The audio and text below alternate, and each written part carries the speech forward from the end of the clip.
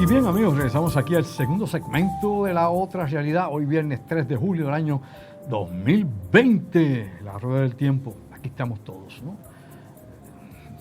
Oxidándonos, como digo yo, descomponiendo poco a poco, ¿no? Nuestra materia, transformándose, bueno, el desgaste, todo eso. Esa es la termodinámica de esta dimensión, donde, pues, lamentablemente, pues, no somos eternos, y aunque, como hablaba hace un momento, el avance de la ciencia, precisamente en el pasado segmento, se sigue también investigando cómo tratar de detener el envejecimiento, inclusive cómo alargar mucho más la vida. Si comparamos, ¿no?, la existencia de nuestros antepasados vis a vis la nuestra, pues sabremos que ha aumentado, obviamente, ¿no?, los niveles de calidad de vida y la extensión de nuestra existencia. Anteriormente, pues, una persona hace 3.000, 4.000 años atrás no vivía más de 35 años. Incluso si vas más atrás y vas a la prehistoria, vas a encontrar que entre los Homo sapiens de aquel entonces, por ejemplo, el hombre de Cromañón o inclusive los neandertales, pues mira, 30 años, 35 años, eso era llegar a la vejez. Ya a los 12 años eran adultos y ya tenían que empezar su reproducción y ya eran iniciados como cazadores. Así que ya pasaban por ese rito de iniciación. De la misma manera podemos ir civilización era por era, época por época, tiempo por tiempo. Y nos damos cuenta, ¿no?, cómo es que poco a poco, ¿no?, por miles de años, cientos de años, hemos alcanzado el nivel en que estamos en la actualidad. Ya podemos vivir sobre 78 años fácilmente. Algunas personas, en algunos países, los niveles pueden llegar a 82, 83 años, dependiendo.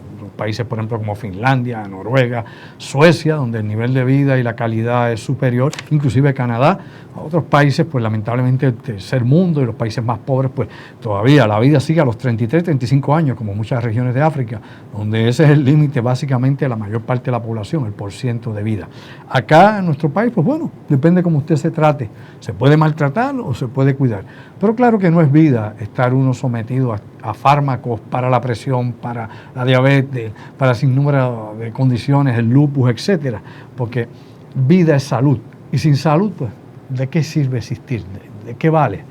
Si no nos sentimos bien, usted no puede disfrutar absolutamente nada si se siente enfermo, si está débil. Pues bueno, brincando de eso, porque eso es un tópico que es fascinante y que definitivamente, pues, la ciencia sigue investigando cómo evitar, obviamente, que se pierda la capacidad de la mitosis celular, es decir, que se pueda regenerar el tejido y que dejemos de que los radicales libres y otros componentes que puedan estar en nuestro organismo sigan debilitándonos y nos sigan envejeciendo. Pues bueno, esa carrera por alargar la juventud, se supone que de aquí a 2 o 3 décadas ya eso haya sido resuelto, es decir, más o menos 30 años.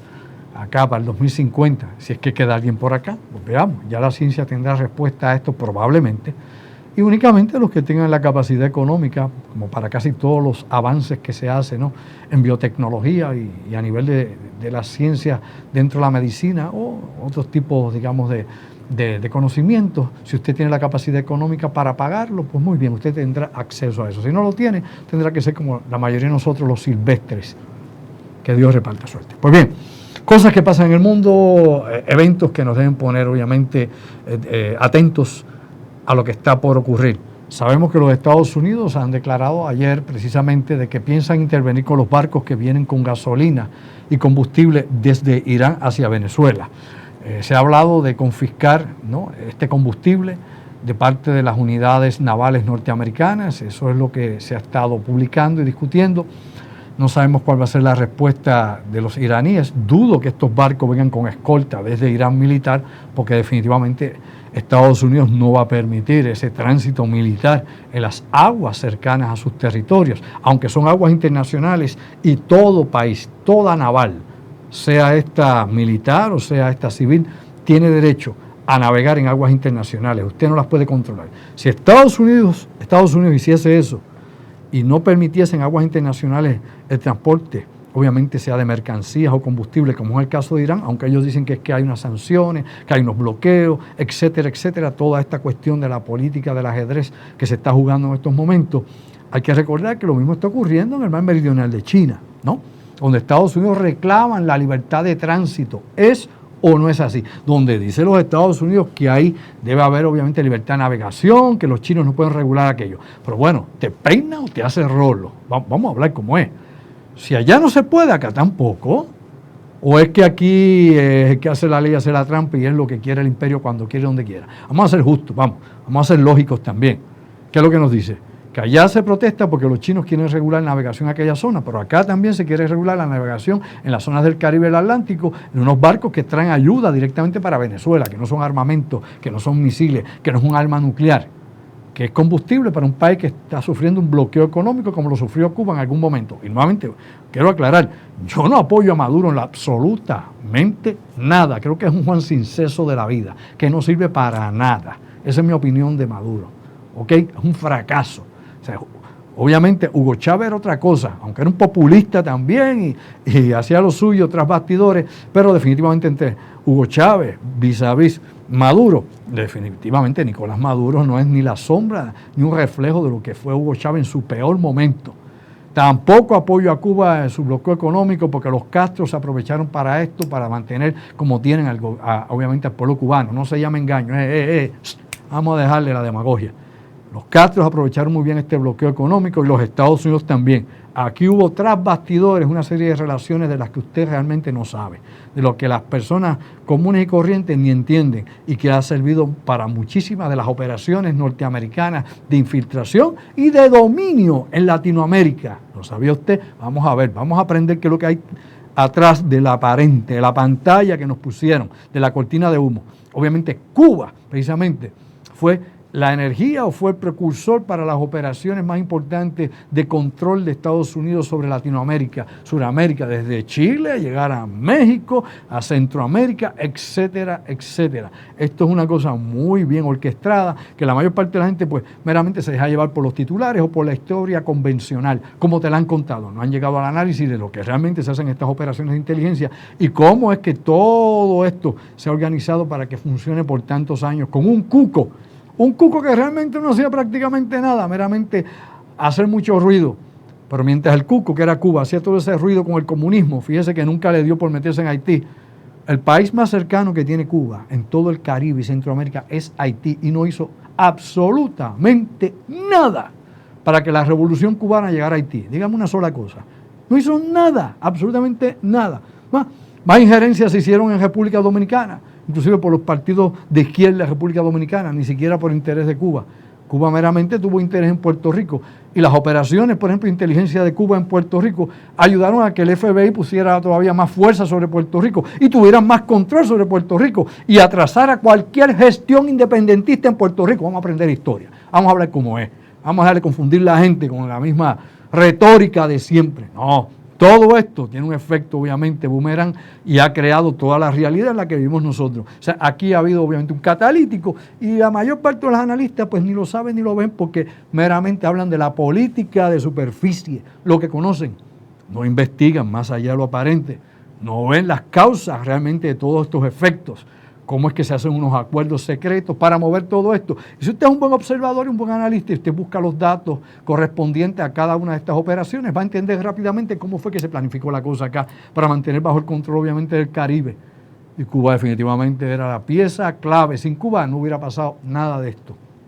Incluso, probablemente el estatus de Puerto Rico hubiera cambiado hace mucho. ¿Lo sabía usted? Bueno, vamos a ver más allá de lo aparente y no quedarnos siempre en la noria con la misma fórmula que nunca explica nada y no ha resuelto nada. Por eso estamos acá en el limbo todavía, perdidos acá en las lunas de Valencia, a ver cuándo se resuelve la realidad puertorriqueña, el estatus puertorriqueño, la vida de los que estamos acá. Y por otro lado, en Cuba, en el limbo, en el marasmo, a ver si algún día ese país cae en tiempo y sale de la pobreza y el hambre que se vive en ese país. Sí, hambre, sí señor, hambre.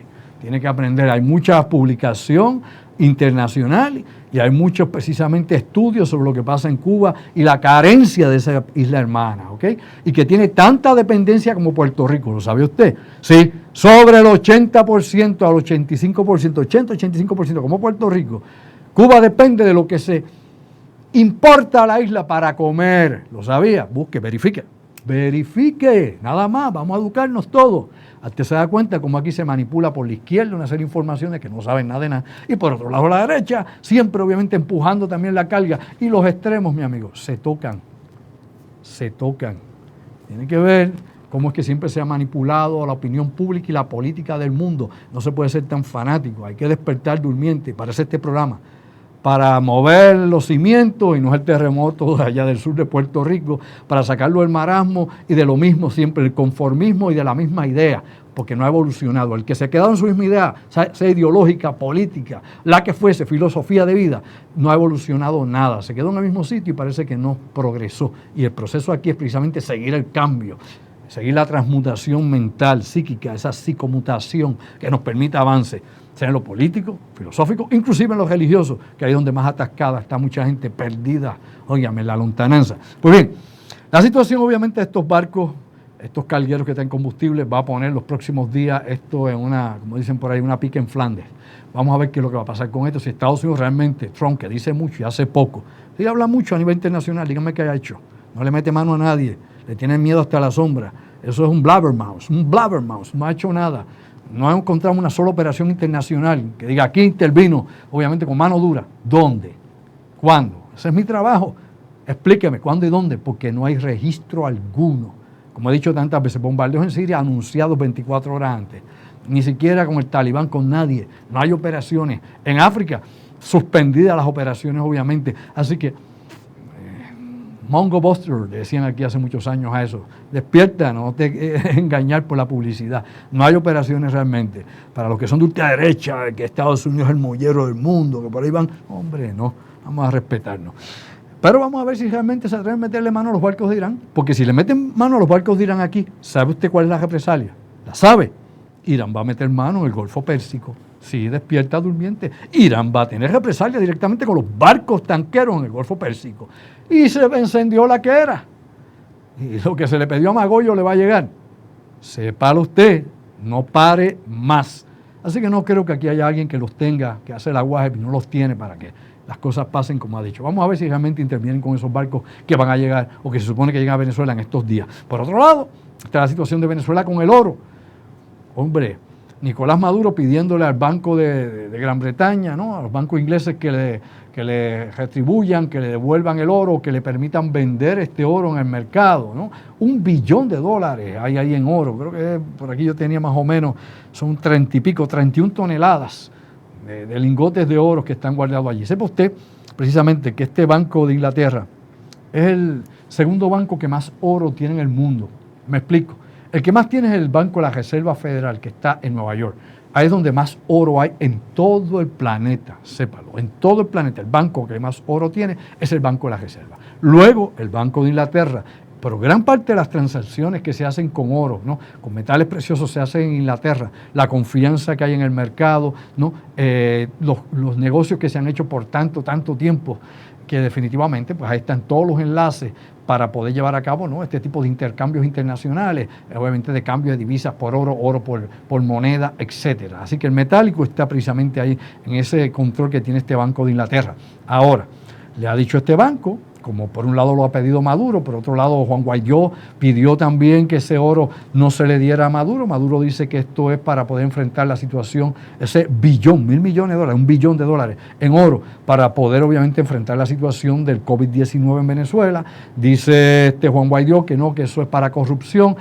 Ha dicho el Banco de Inglaterra que tiene esas dos peticiones, pero Inglaterra reconoce a Juan Guaidó como presidente, no a Maduro. Por ende, las cortes que han decidido las cortes, ¿cuál ha sido la sentencia en Gran Bretaña? No liberar el oro, no liberar ese capital para que lo pueda utilizar Nicolás Maduro y su gobierno. Así que lo tienen congelado, lo tienen aparte, como un sinnúmero de cosas más. Recuerde que lamentablemente la caída del petróleo por un lado y los bloqueos económicos que hay para la venta y compra de petróleo en Venezuela, tienen a Venezuela ahogada, y el único recurso que tiene Venezuela a la mano es precisamente el oro, para poder tener capital, para poderlo mover. Si no, tiene que seguir viviendo de los préstamos o la ayuda que le pueda dar China o Rusia. Y recuerde, el Fondo Monetario Internacional, al igual que el Banco Mundial, se encargan de prestar y endeudar a todos los países del mundo. China ha utilizado una estrategia similar, ha sustituido precisamente en algunos países más pobres o países con recursos que a los chinos les interesa el préstamo que daba el Fondo Monetario Internacional o el banco, por ejemplo, el Banco de Préstamos Internacionales, es otra unidad más o otra de estas, digamos, consorcios económicos que se dedican a endeudar al planeta. Es Es decir, todos los países del mundo tienen cuentas con esta gente, tienen deudas con estas organizaciones internacionales bancarias. ¿Qué pasa? China lo que ha hecho en Latinoamérica, y lo ha hecho con Venezuela, y lo ha hecho con otros países más, en la región con Nicaragua, por decirle algunos, y otros muchos. En el Caribe ha hecho lo mismo también. Es meramente le da dinero a estos países.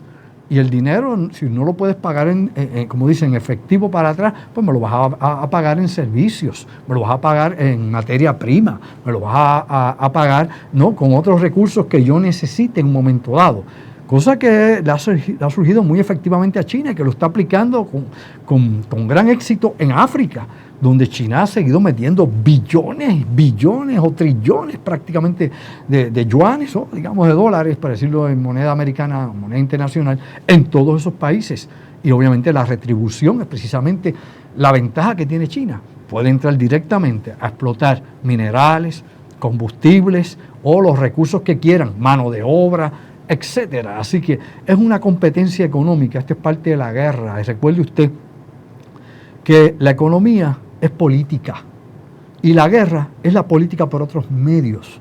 Así que todo es lo mismo, meramente es un círculo, una serpiente que se muerde el rabo, y con esto se trabaja para controlar el mundo. Esa es la mecánica del mundo. Hay que despertar durmiente. Las cosas no es como nos las han explicado por mucho tiempo. Aquí yo les digo esto y usted siga buscando información, sea autodidacta y siga verificando información, descubriendo nuevos datos para que pueda tener, ¿no?, una definición más clara de lo que está ocurriendo en este mundo en que usted y yo vivimos. Es decir, para que pueda llegar a sus propias conclusiones. Vamos a una breve pausa y regresamos acá con otros asuntos impactantes. Recuerde que más adelante el ingeniero Orlando Pla se une conmigo acá en este coloquio. Así que, ¿sabes qué, pájaro? Llévatela, pégala a Puerto Rico.